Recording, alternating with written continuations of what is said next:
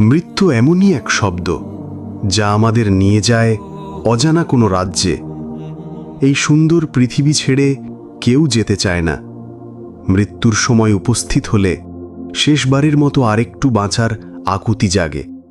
কিন্তু যখন মৃত্যুর ডাক এসে যায়, তখন তোমার স্ত্রী, আদরের সন্তান, বাবা মা কেউ তাদের বন্ধন দিয়ে ধরে রাখতে পারে না। আমরা প্রতি মুহূর্তে এই মৃত্যুকে নিজের সাথে বয়ে বেড়াই।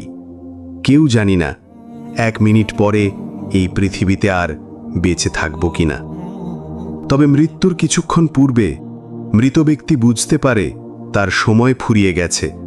কারণ মালাকুল মাউত যখন মৃত ব্যক্তির জান কবজ করতে আসে, তখন মৃত ব্যক্তি তাকে দেখতে পায় এবং আল্লাহ তাআলার কাছে তওবা করতে চায়।